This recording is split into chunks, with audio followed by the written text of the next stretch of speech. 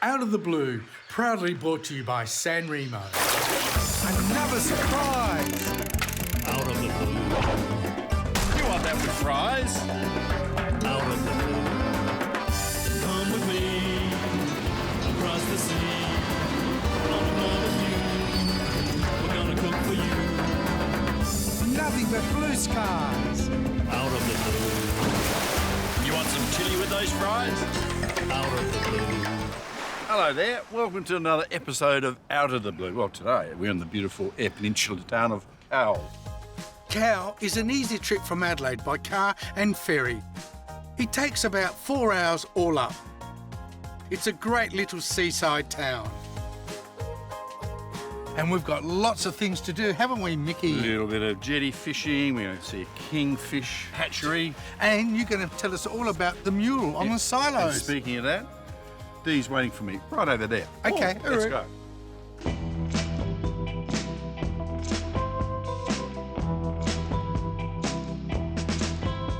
Dee, where did the idea come from for the silo painting? We had a really unique situation where we had Netsua, Austin from Byron Bay, who was the artist. He came down to Cowell and holidayed here for a little while. On his return, he wrote to our committee and asked if he could paint the silos here at Cowell.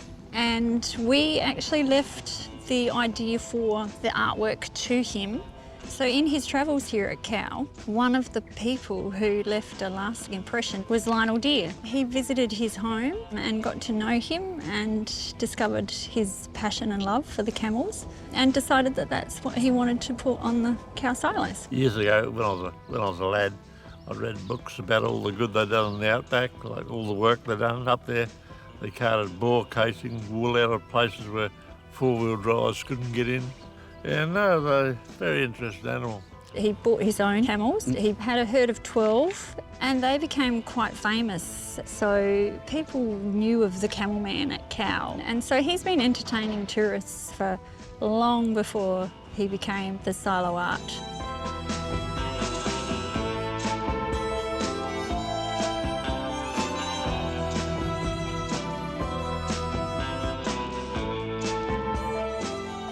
How do you go about painting 3 huge silos? When they arrived, they hired boom lift, and it was mainly with spray gun and aerosol cans, so there's no paintbrush involved. They actually projected the outlines, and each night they would do the outline. Then during the day, that's when they would spray in and do all of those minute little, you know, the hairs and all those minuscule little pieces on there would be done with aerosol can. So what does Lionel think of it? He thought he made him look fairly good looking, so he's pretty happy He with that. does look good. The strength in his face, it's just amazing. And that's the other side of it. The artist wanted to portray not only Lionel Deere, but all of the characteristics of people within this community, past and present. Dee, how long did it take to paint? 2 weeks. But right from when he first wrote the letter to us to the final completion was around 18 months. So we did really well. So now we are on the Silo Art Trail. So that really draws a lot of people here. When they visit, taking photos, Lionel loves to do his little drive-through on his Does he gopher. really? You're Thanks, likely Dee. to run into him. Yes, Cheers. thank you.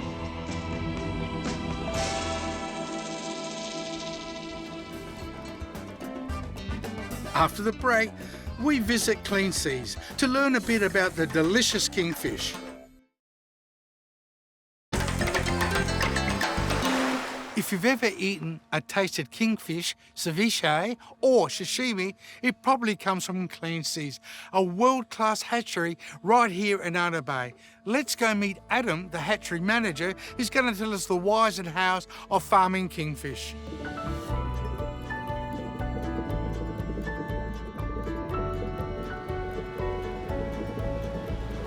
Adam, why kingfish? It's a local fish to the area here in the Spencer Gulf. It's a very fast-growing fish. It's a delicious fish, very versatile. And what's the time from spawning until plate? It's about 24 months. So in the hatchery here, we'll spawn an egg from our brood stock. That's about a 70 to 80 day process, and then we'll send them out to the sea cage at about 30 grams in size. And then from the sea cage, you're looking at another 18 to 24 months, and the fish will get to that 4.5 kilo stage, which is prime for sashimi market grade. We can produce what we need to within the farming environment and aquaculture, and they're producing or eating from a manufactured feed pellet. So sustainability-wise, they're really good fish to work with. They don't stop to have a sleep, do they? Exactly, they're always swimming around the cages, gorging on food and just swimming, keeping the exercise up, keeping that meat nice and firm. Oh, terrific. That's a great insight. Thank you. No worries.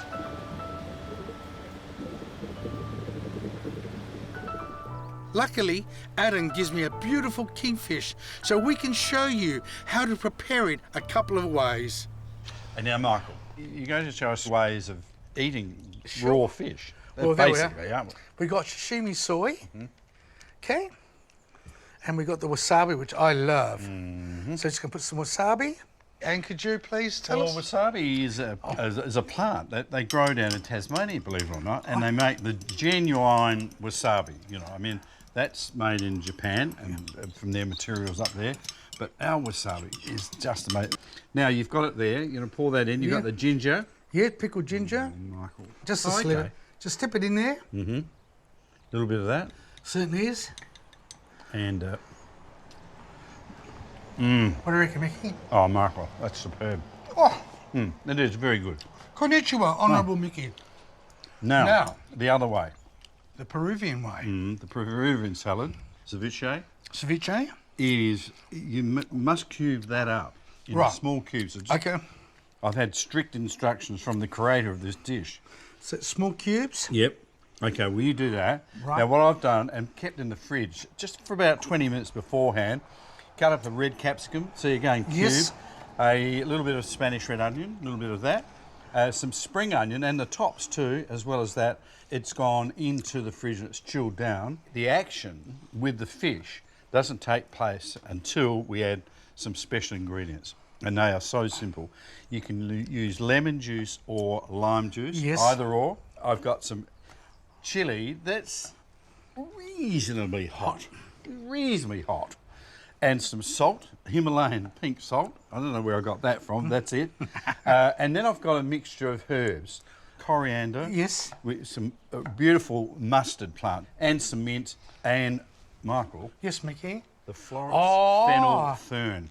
And you can eat the bulb, the parts of the bulb in salad, you can cook it, and you can use the fern, which we've done in there. Immediately you put it in there. Yep. The chilli goes in there. Yep. The salt goes in there. And that's a fair amount of salt I'm putting in there, so there like that. You whisk it all up together. You can use a beater if you like. Because the citrus will start curing, won't it? Absolutely, yeah. So we're going to pour that in like that.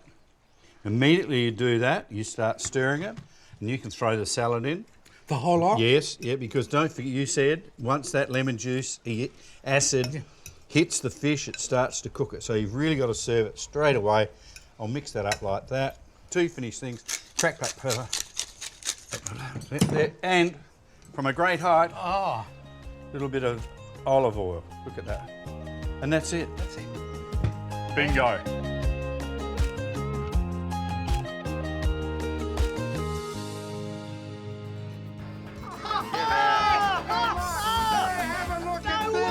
I can't believe it! Don't go away. We're back with a touch of jetty fishing and some of the best fish and chips on the West Coast.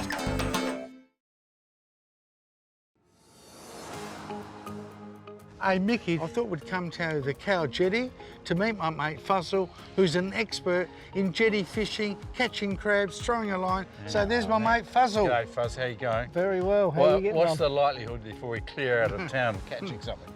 Jetty fishing can be a bit hit and miss. That's all right. We use that. We'll throw a crab net over the side. Is that all right? Yeah, let it go. How many are we legally allowed to catch?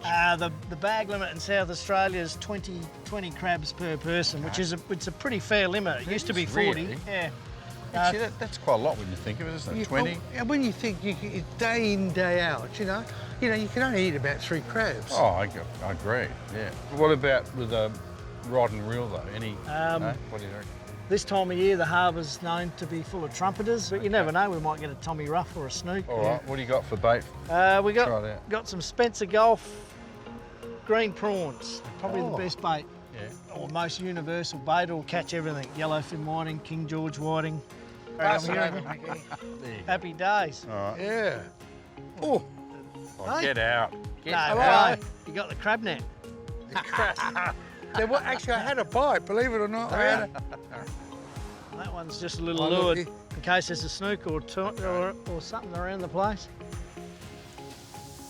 I got it, I got it. You got a flathead. Have a look No at way. this. I can't believe it. Oh, that's impressive. Hang on, I'll give you a hand. Hang on. Oh, there you go. what's gonna let that one go? Have a look at that, Mickey. Oh, Jimmy Love. That is a serious flathead. I think you'll know that I come from Thevenard, from a fishing family of 90 years. And there's proof in the pudding. That is a cracking well. flathead. That's our dinner tonight, beer battered flathead fillets. There is nothing quite like fishing from a jetty. I remember doing it with my dad, with a bag full of snacks from my mum and the hope that we'd land the big one. How good is this? Joking? Hey? Yeah, that's right. Who said jetty fishing was overrated? So, Fuzz, what are we going to do with the crabs? Well, Uncle runs the Franklin Hotel down here and he cooks a pretty mean chili crab. Yeah. Okay. So with a bit of luck, we might end up with about Tonight or 20. what? Yeah, we'll cook them Oh, up you for got a tea deal. for us Absolutely. tonight. Every once in a while, you come across something really special, and for us, it was this fish and chip shop at the end of the jetty in Cowell. Gavin, the owner, has been around for close to 50 years and makes his fish and chips using fresh local catch. Mickey and I can't wait to try the food. Hey Mickey, Gav's bringing us a platter of locally caught, personally cooked by Gavin. That looks Have a look. amazing. Mickey, these rustic places make a town special. It gives it an identity and a branding.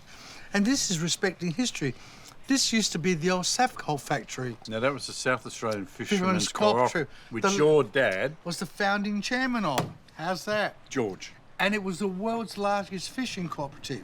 And so, from that... To this. Isn't it fantastic? Well, I hope it stays here for another 50 or 60 this should be years. preserved, Mickey.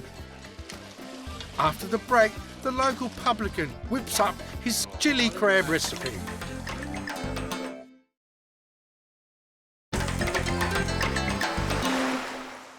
Adam, I was wondering when you were going to bring this recipe out of the darkness of time.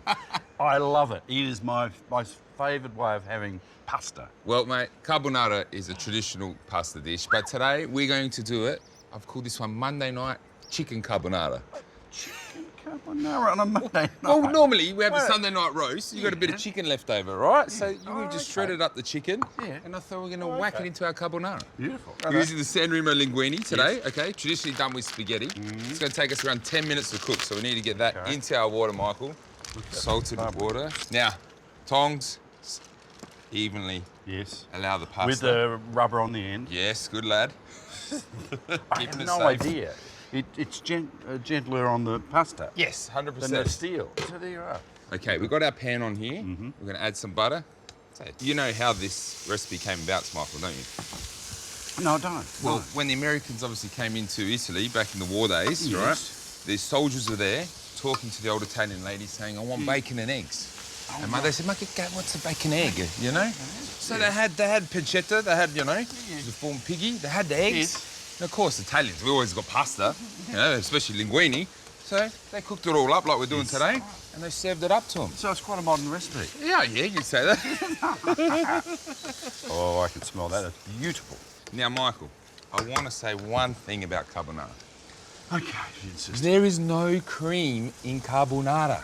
No cream. What I do have over to the side is basically 1 whole egg and 3 egg yolks. I'd like you to whisk that. Right. Here I have a half a cup of parmesan, Michael, and Yes. pecorino. Right. Right, In there and as then well. that, yeah, give Slide that a it good down a mix. bit. That's it. Give it a good mix. All right. So, our bacon's got another couple minutes to go there, Michael. The crucial step for us, Michael, is adding the pasta into the pan Okay. when it's ready. So we've got another 6 minutes on that. Yes. And then it's just adding it all together. How's that look? Good? Not bad. A few lumps in there, but we'll deal with that. This is the original version of it. The original, no cream. So we're Fantastic. taking a ladle of our pasta water into the pan. In goes our chicken. All right, that's Sunday night's leftover. Out with our linguine. Look at those beautiful ribbons. I love. Get that heat up a little bit. Yep. Slowly, just add that into there. Oh, I'll tell you, you want me to just sort of whisk it in as I Yep, go? yep. I'm going to get in there. You do. Yeah, you I'll do get it. in there and just Thank goodness for that. fold it in there.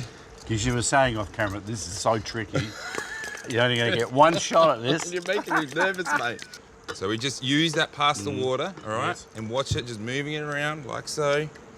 So look at that, it's sticking up. We're watching it. So the whole key here, Michael, is keep moving it, not allow it to set and start to scramble, and I'm done.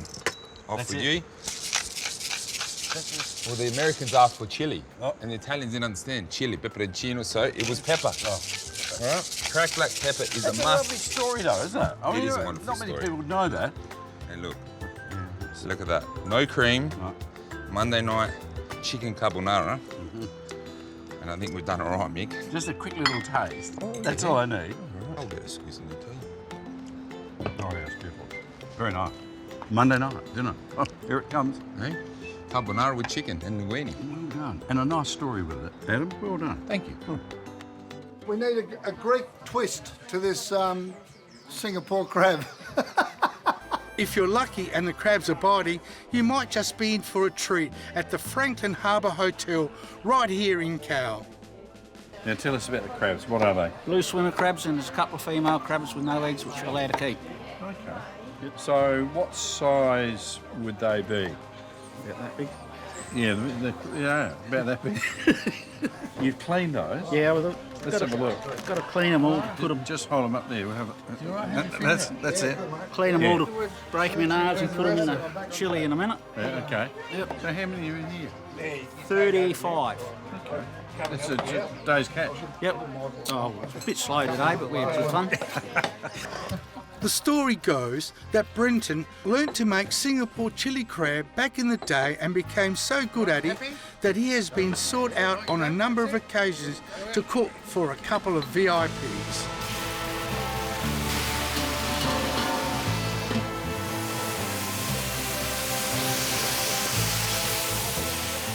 His secret, well, it's not much of a secret, is he uses just the right balance of sweet, heat and salt to give the sauce a spectacular flavour. A little bit more spring onion, a little more ginger, sugar. Michael and I are sort of connoisseurs of chili crab and can't wait to tuck in. A little while longer. Turn it again and ready to go. Oh, look at that.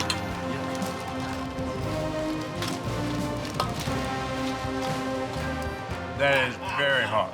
She's got a bit of kick to it. A bit of horsepower there. This has been a great adventure over here on the west coast, and finishing it off with a locally prepared chili crab dish was perfect. Put Cowell on your visit list and drop in and meet Brenton to see if the crabs are on the menu. We're going to be here for a while eating these, so until next time we see you, may we say goodbye from beautiful Cowell. I'm saying.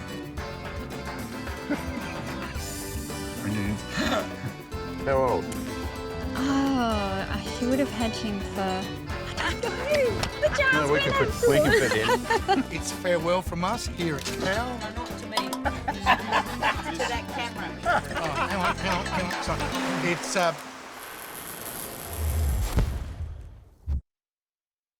Out of the Blue, proudly brought to you by San Remo.